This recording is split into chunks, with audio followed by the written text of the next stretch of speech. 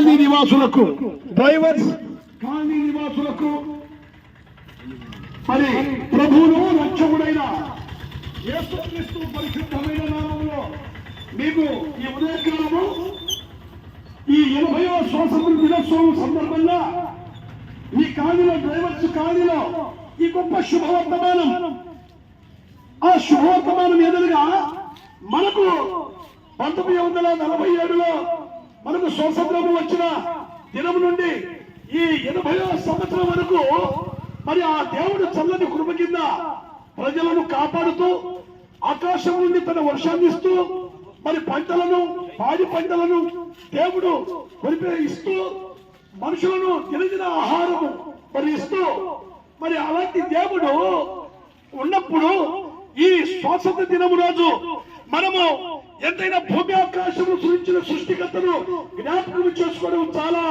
మరి ఉత్తమం ప్రియులారా. అయితే మన రాష్ట్ర ప్రజలు, మన దేశ ముఖ్యమంత్రి, మన భారతదేశపు ప్రధానమంత్రి కానివ్వండి, మరి కూటమి ప్రభుత్వము చంద్రబాబు నాయుడు కానివ్వండి, తెలంగాణ ముఖ్యమంత్రి రేవంత్ రెడ్డి కానివ్వండి, ఇలాగ ఈ రోజు స్వాతంత్రం గురించి మరి ఎంతో ప్రసంగాలు మనకు చెప్తూ ఉంటారు. మన జాతీయ నాయకులు ఎంతో మంది చేసిన మరి త్యాగాలను బట్టి వారు చెప్తూ ఉంటారు. అవన్నీ మనం విని తలపోసుకుంటాం. ఆహా, ఫలానా వ్యక్తి ఇలా చేశాడా, ఈ విధంగా ఈ స్వతంత్రం తెచ్చాడా అని మనం ఎంతగానో మన పిల్లలకు, మన పుట్టబోయే తరాలకు చెప్తూ ఉంటాం. కానీ ఇంకోటి చెప్పాల్సిన మాట ఏమిటంటే, మనము భారతదేశ ప్రధాని కానీ ఎవరైనా కానీ ఈ 2026 సంవత్సరాల క్రితం మనకు స్వతంత్రం రాకముందరే ఈ భూమి మీద ఒక వ్యక్తి వచ్చేసాడు. ఆయన పేరు నజరేయుడైన యేసు.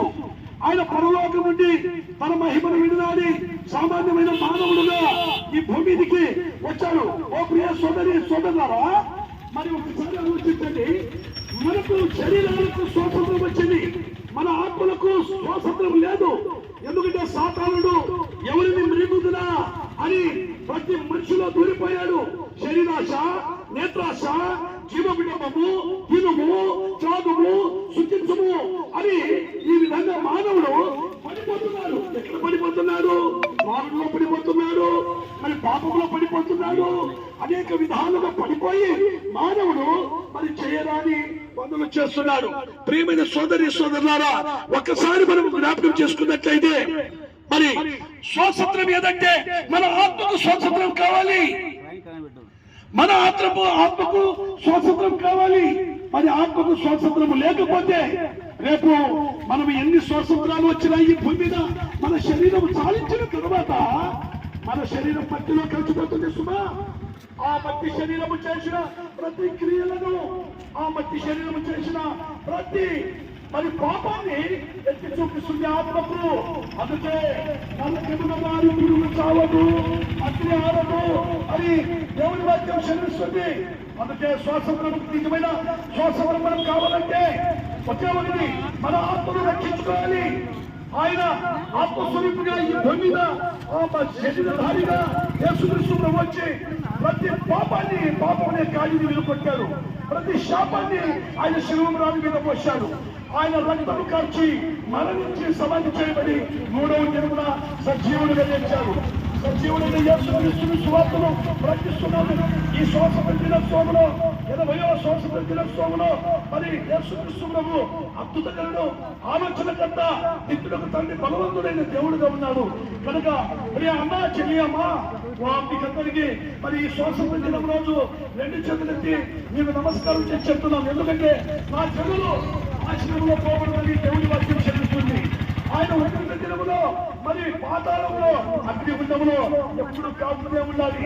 అందుకే ప్రభు వచ్చాడు మనందరి కోసం ప్రాణం పెట్టి మరణించి సమాధి చేయమని 3వ దినమున సజీవుడిగా లేచిన ప్రభు అంటున్నాడు.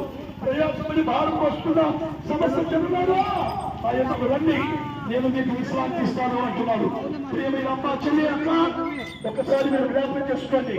మరి డ్రైవర్స్ కాలనీలో ఒక మంచి శుభవర్తమానం ఈ స్వాతంత్ర దినమున ప్రభువా, ఇంతవరకు నేను పాపమనే రూపంలో స్వాతంత్రం లేకుండా ఉన్నాను, అనేకమైన దోషముల చెంద ఉన్నాను, నా దోషాన్ని నా పాపాన్ని కడుగు నీ రక్తం చేత.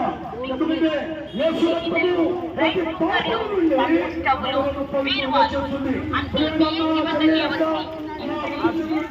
నమస్కారం చేసి మీరు చెప్తున్నాం. ఏమోలే ఆచామాషిగా వాళ్ళు వచ్చారు, ఏమో వాళ్ళు ఆచార ప్రకారం చెప్పని వెళ్తారు అనేది కాదు. అని ఏదో రేపో మనం చనిపోతే మన ఆత్మకు చావు లేకున్నా మన ఆత్మ రక్షించుకోవాలంటే నేనే రక్షణ సమయం. ఆ రక్షణ నరకం ఉంది, అగ్నిగుండం ఉంది, పాతాళం ఉంది. ఆ పాతాళం తప్పించగలవాడు యేసుక్రీస్తు ప్రభువే. ఆయనే రక్షకుడు వచ్చాడు. యేసనగా రక్షకుడు, క్రీస్తు అనగా అభిషిక్తుడు. అటువంటి యేసుక్రీస్తుని మీరు నమ్మితే నిత్య జీవంలో వెళ్ళిపోతారు.